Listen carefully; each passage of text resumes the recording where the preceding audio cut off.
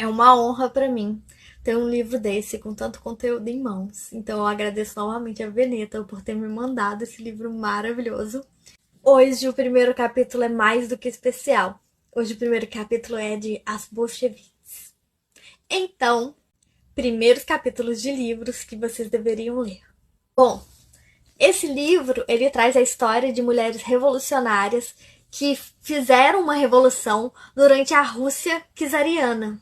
Algumas chegaram até ser membros do partido. E para quem não sabe, é a história de cada uma delas. Então, a gente vai ter a divisão de cada uma delas como um capítulo. Então, eu vou ler para vocês a primeira história dessas bolcheviques. São mulheres maravilhosas, né? A primeira é a Gadzanova Shutiko, conhecida como Nina Fernandinova. Viveu entre 1889 e 1974. Neune, o equivalente em armênio de Nina, a Gadinova nasceu em 8 de novembro de 1889, em Ekaterinodar, hoje Krasnodar, região de Kuban, no sul da Rússia. Era uma das 3 filhas de um comerciante armênio, lá estabelecido havia 10 anos, fugido da perseguição étnica que sofria junto dos seus compatriotas pelo Império Otomano. Neune cursava o bacharelado no ginásio para mulheres número 1 de sua cidade natal e acabara de completar 15 anos em 20 de novembro de 1904, quando presenciou uma grande manifestação operária em frente ao Conselho Municipal de Ekaterinodar. No ano seguinte, não foi tão longe dali.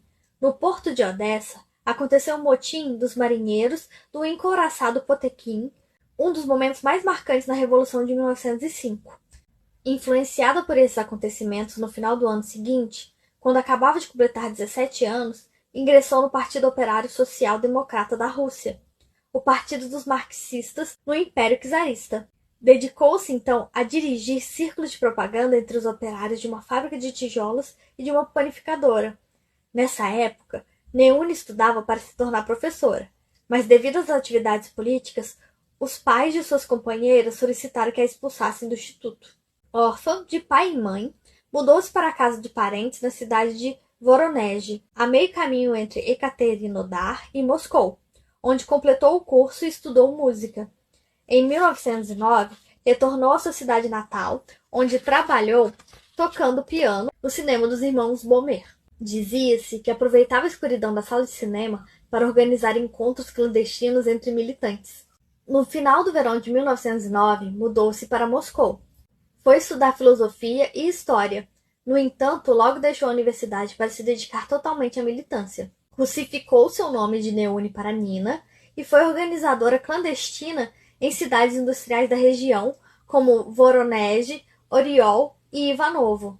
Nessa época que conheceu um jovem intelectual originário de sua região, que também militava na área de Moscou, sob o pseudônimo Mikhail, mas cujo verdadeiro nome era Kirill Ivanovich Shutiko. Além de compartilhar seu compromisso político, ambos os jovens descobriram seu interesse comum pelas artes.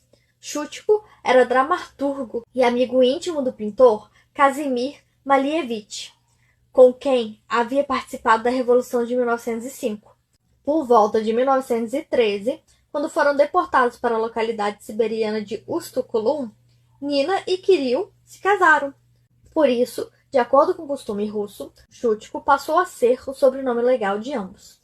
No início de 1914, os dois se estabeleceram em Petrogrado, onde se integravam ao comitê local do Partido Bolchevique.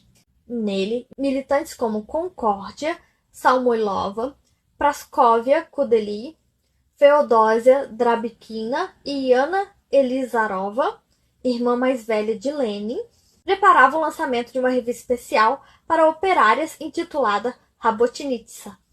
No entanto, pouco antes de ser lançada, a polícia invadiu uma reunião de seu comitê editorial e prendeu os presentes. Somente Elizarova salvou-se, por ter chegado atrasada, e sobre ela recaiu a edição da revista. A Gadinova, então, foi quem ficou como secretária de redação.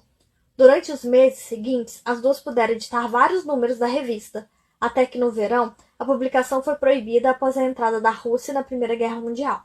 Em outubro de 1915, Agadinova e Shutiko foram novamente detidos e, após meio ano de prisão, deportados para a província siberiana de Irkutsk.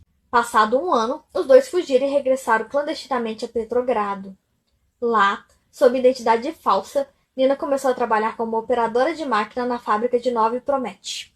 Em 8 de março de 1917, Dia Internacional da Mulher, esteve ao lado de Genia Yegorova, Maria Vidrina e o metalúrgico Vassily Kairov, entre os que dirigiram o movimento de operárias que iniciou a chamada Revolução de Fevereiro. No dia seguinte, a maior parte da população trabalhadora da capital havia se juntado à luta, e 4 dias depois, a insurreição havia conquistado a capital. Após a adesão dos soldados, a revolução obrigou o czar Nicolau II a abdicar. Em meados de abril, quando Lenin voltou do exílio, Agadinova era parte da comissão que os bolcheviques de Viborgo enviaram para recebê-lo na estação Finlândia. Nas eleições municipais desse verão, Agadinova e Shutiko integraram-se ao Conselho Municipal de Viborgo, liderado por Nadia Krupskaya, a esposa de Lenin. Em 7 de novembro, Agadinova participou da insurreição bolchevique que derrubou o governo provisório e transferiu todo o poder para os soviéticos de operários e soldados. No dia seguinte, a tomada do poder fez 28 anos. Em abril de 1918, um congresso regional de soviéticos do sul da Rússia realizou um Krasnodar e resolveu proclamar a República Soviética de Kuban, encabeçada pelo bolchevique Ian Pulian. Durante os meses seguintes, outras regiões vizinhas foram se integrando para dar lugar à República Soviética do Cáucaso Setentrional. Então, Agadinova e Shutiko voltaram à sua região natal para se juntar a esse governo. No entanto, em 17 de agosto, o general branco Anton Denikin conseguiu ocupar Ekaterinodar e, em seguida, todo o resto da região. Em janeiro de 1919, a República Soviética do Cáucaso do Norte tinha desaparecido. Em vez de sair da região, Agadinova se mudou para Novorossiysk, então ocupada pelas forças de Denikin, para recolher informações e fazer propaganda clandestina entre os cosacos. Depois, foi para Rostov-do-Don a fim de cumprir a mesma missão. Lá, permaneceu até janeiro de 1920, quando a Cavalaria Vermelha de Semyon Budyonny recuperou a região para o poder soviético. Agadinova foi então enviada a Minsk, capital de Bielorrússia, para servir como secretária técnica do Comitê Militar Revolucionário da República Soviética, estabelecido na cidade e liderado por Alexander Chervyakov. Lá se reuniu com seu marido, que se dirigia à administração política do Exército Vermelho na Frente Ocidental. Nesse posto, Agadinova participou da Guerra Polonesa-Soviética, a última fase da Guerra Civil. Em maio de 1920, participou da Organização da Defesa de Joblin e de Orsha, onde se encontrou com o escritor Isaac Babel, que se tornaria o cronista da Cavalaria Vermelha. Em março de 1921, ela e Shutiko se mudaram para a Tchecoslováquia como parte da delegação diplomática soviética em Praga, onde viveram um ano. De volta a Moscou, em 1922, Shutiko passou a chefiar o departamento de cinema do Comissionário do Povo para a Educação. Em 1923, encorajou Agadinova a transformar suas experiências da Guerra Civil em um roteiro de cinema. Ela aceitou e o resultado foi o filme intitulado Atrás das Linhas Brancas, levado ao cinema em 1925 pelos diretores Boris Tchaikovsky e Olga Romanova. Nesse ano, para comemorar o 20º aniversário da Revolução de 1905, que ocorreria em 1925, Agadinova escreveu, juntamente com Valerian Pletnov, um roteiro sobre os acontecimentos revolucionários daquele ano. A pedido de Agadinova, foi Sergei Eisenstein que dirigiu a parte do roteiro que tratava sobre o motim naval de Odessa. O resultado foi o filme mais emblemático do cinema soviético e um dos mais importantes da história do cinema mundial, O Encouraçado Potemkin. No ano seguinte, a parte do roteiro sobre a insurreição bolchevique de Moscou foi realizada como filme separado, dirigido por Abram Hun. Em 1929, Agadinova colaborou com o cineasta Liev Kuleshov, tanto no roteiro como na direção do filme 2 Build 2, e também redigiu o roteiro do curta-metragem de agitação O Marinheiro Ivan Galay, dirigido por Yakov Urinov. Em 1930, Ela passou a trabalhar como assessora de roteiro nos estúdios cinematográficos soviéticos Mesab e Ponfilme. O regime soviético se tornara cada vez mais autoritário sob a influência crescente de Stalin, velho amigo do Shutiko. O pintor Malichev foi detido e interrogado, mas graças à mediação do casal, foi deixado em liberdade. Em 1933, a Gadinova ajudou a redigir o roteiro do filme O Desertor, sobre as lutas revolucionárias na Alemanha, que seria levado ao cinema pelo diretor Vsevolod Puvodkin. Nesse ano, divorciou-se de Kirill Shutiko e mudou-se para Riga, onde ocupou um cargo na Embaixada Soviética da Letônia. Viveu lá por 5 anos. Durante sua estadia na Letônia, em 15 de maio de 1934, assistiu o golpe de Estado de Karlin Zulmanis e ao início da sua ditadura. Em 1938, a Gadinova voltou a Moscou, onde foi nomeada diretora adjunta do Departamento de Roteiros. Nessa época, o Grande Expurgo já havia começado.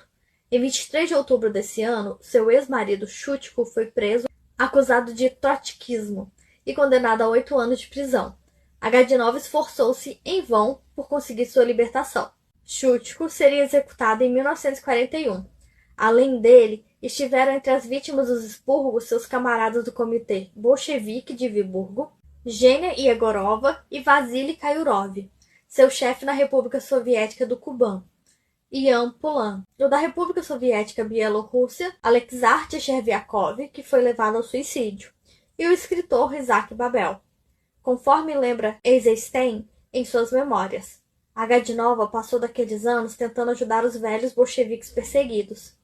Em 1945, começou a ensinar matéria de roteiro no Instituto Cinematográfico da União Soviética, emprego que conservou até o fim da sua carreira. No dia 7 de novembro de 1956, nos 39 anos da Revolução, recebeu a insígnia da Bandeira Vermelha. Morreu em Moscou em 14 de dezembro de 1974, aos 95 anos. Foi enterrado no cemitério moscovita de Peredelsky-Skoye. E aí, pessoal? Eu tô encantada com esse livro. Eu gostaria de saber de vocês. Vão continuar essa leitura?